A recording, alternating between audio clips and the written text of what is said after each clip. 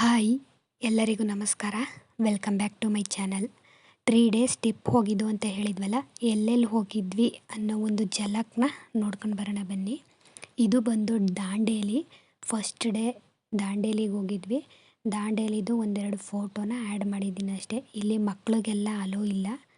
ಆ ದಾಂಡೇಲಿಲಿ ಆಡ್ತಕ್ಕಂಥ river name ಹೆಸರು ಬಂದು ಕಾಳಿ ನದಿ.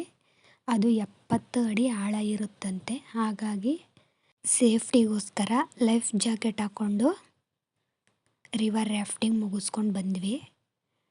ಫಸ್ಟ್ ಡೇನೇ ದಾಂಡೇಲಿ ಮುಗಿಸ್ಕೊಂಡು ನೆಕ್ಸ್ಟು ಹೊನ್ನಾವರಕ್ಕೆ ಹೋಗಿ ಸ್ಟೇ ಆದ್ವಿ.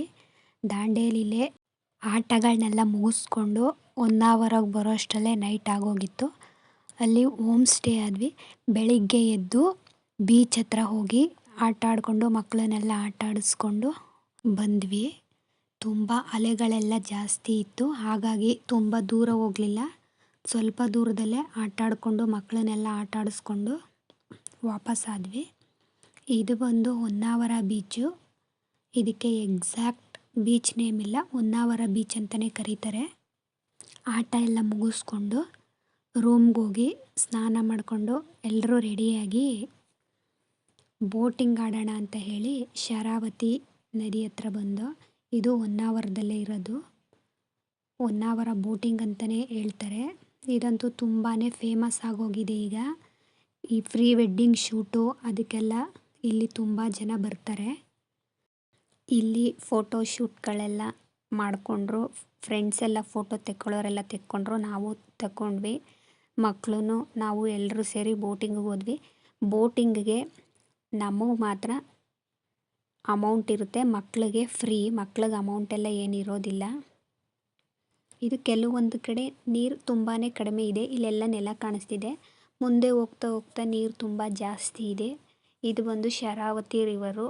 ಬೋಟಿಂಗ್ ಎಲ್ಲ ಮುಗಿಸ್ಕೊಂಡು ನೆಕ್ಸ್ಟು ಬಂಗಾರ ಕುಸುಮ ಫಾಲ್ಸ್ಗೆ ಹೋದ್ವಿ.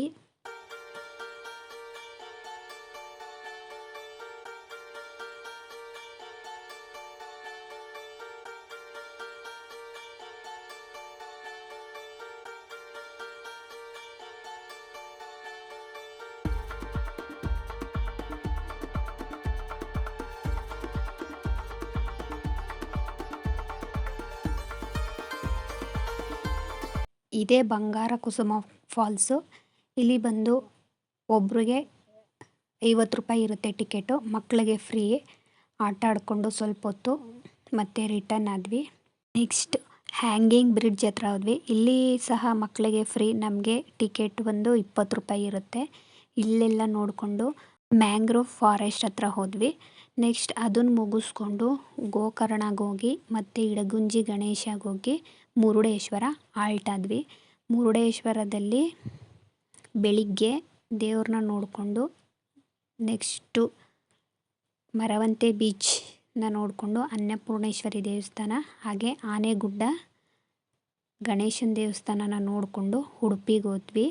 ಉಡುಪಿಲಿ ಶ್ರೀಕೃಷ್ಣನ ಮಠ ನೋಡಿಕೊಂಡು ಮಲ್ಪೆ ಬೀಚ್ ಅಲ್ಲಿಗೆ ಹೋದ್ವಿ. ಮಲ್ಪೆ ಬೀಚಲ್ಲಿ ನಾವು ಸೇಂಟ್ ಮೇರಿ ಐಲ್ಯಾಂಡ್ಗೆ ಹೋಗಿದ್ವಿ.